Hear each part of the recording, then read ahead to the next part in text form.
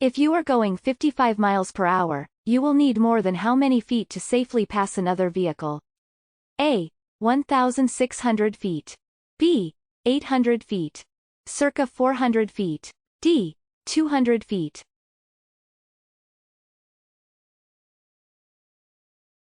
If you are going 55 miles per hour, you will need more than a 1,600 feet to safely pass another vehicle.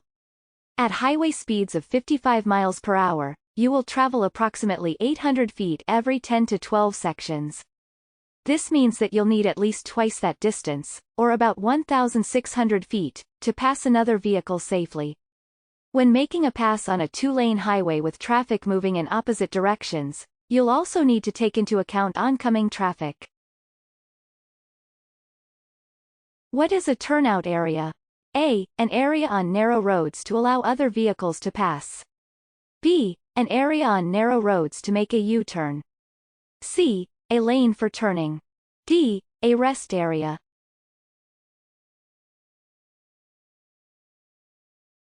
What is a turnout area? A. An area on narrow roads to allow other vehicles to pass. A turnout area is commonly found on narrow mountain roads to allow other vehicles to pass you. These are typically used on roads with a single lane of traffic moving in opposite directions. Turnouts are a section on the side of the road when you can pull over to when other vehicles want to pass. In most situations, you are required to enter the turnout and allow the vehicles behind you to pass when there is a line of at least 5 cars built up behind you. What is a pedestrian safety zone? A. A crosswalk. B. Areas on and near the roadway with additional accommodations and regulations to help protect pedestrians. C. An area where vehicles are never allowed. D. An area with overhead bridges and underground tunnels for pedestrians to cross the street.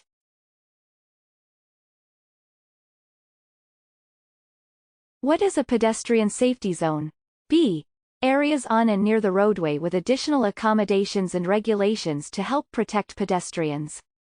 Pedestrian safety zones are created in areas with higher volumes of foot traffic or places where collisions with vehicles and pedestrians are a greater risk. A safety zone will typically be indicated by road signs and lane markings. Whenever you are driving near a pedestrian safety zone, exercise caution and give the pedestrians plenty of space. Avoiding stopping too close to the crosswalk or blocking the crosswalk. You are not allowed to park within how many feet of a railroad crossing? A. 20 feet. B. 30 feet. C. 40 feet. D. 50 feet. You are not allowed to park within D. 50 feet of a railroad crossing. Doing so can create a hazard, and can result in having your vehicle towed. You must only park in areas where parking is allowed or indicated by a parking sign. The reason you must keep the immediate areas around a railroad crossing clear is so that you don't create congestion. Parking too close to a railroad crossing can cause traffic to back up near the tracks, create a hazard in an emergency, and create additional risk for drivers crossing the tracks. What is double parking? A. A vehicle that has parked in the same space for 2 days in a row. B. A vehicle parked alongside a vehicle that is already parked next to the curb. C. A parking space reserved for carpools only. D. A vehicle that is taking up 2 spaces. What is double parking? B. A vehicle parked alongside a vehicle that is already parked next to the curb. Double parking is when a car is stopped or parked alongside another vehicle that is already parked next to the curb. Double parking not only blocks in the vehicle that is already parked, but it can also block traffic and create hazards for bicyclists. True or false? Always adjust mirrors after adjusting your seat. A. True. B. False. A. True. Always adjust mirrors after adjusting your seat. The first thing you'll want to do before you start to drive is to make sure that everything is in the right place. This includes your seat, your mirrors, and your steering wheel. After you've got your seat where it needs to be, then you can adjust your mirrors. You'll want to move your mirrors after you adjust your seat to ensure that your lines of sight are tuned to your seating position. At night, a driver should dim his headlights when an oncoming motor vehicle comes within. A. 500 feet. B. 100 feet. C. 200 feet. D. 600 feet.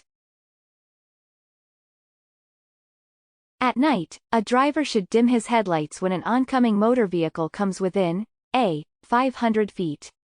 Your high-beam headlights can be useful for driving at night on dark roads. However, the glare from your headlights can also blind other drivers.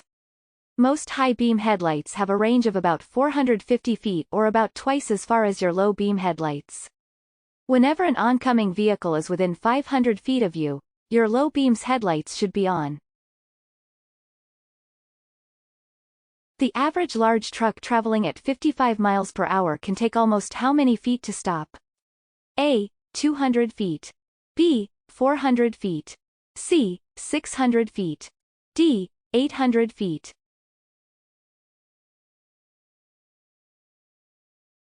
The average large truck traveling at 55 miles per hour can take almost how many feet to stop? D. 800 feet. Large trucks, like tractor-trailers, big rigs, RVs, and buses, take a longer distance to stop than passenger vehicles traveling at the same speeds. For a large truck driving 55 miles per hour, it can take about 800 feet for it to come to a complete stop. A passenger vehicle driving at 55 miles per hour will take about 300 feet, or half of the truck's distance. How long should you signal before you turn? A. 500 feet. B. 100 feet. C. 50 feet. D. 25 feet.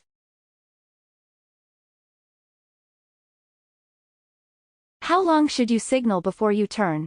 B. 100 feet.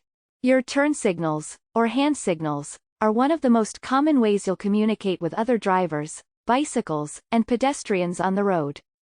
It is important that you signal early enough so that other drivers know what you are going to do and can react accordingly.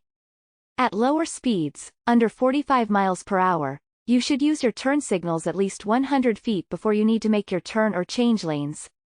At higher speeds, above 45 miles per hour, you should use your turn signals for at least 200 feet before you turn or change lanes. These distances give other drivers enough time to recognize your intentions so they can either slow down, stop, or change lanes as necessary. In a standard passenger car, partial hydroplaning can begin at speeds as low as A. 10 miles per hour. B. 25 miles per hour. C. 35 miles per hour. D. 55 miles per hour.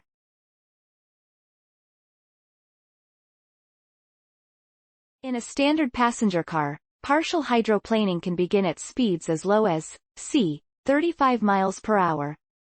Hydroplaning is caused when there is a thin layer of water on the road, which can occur when it is raining, when the roads are wet, or when snow or ice is melting.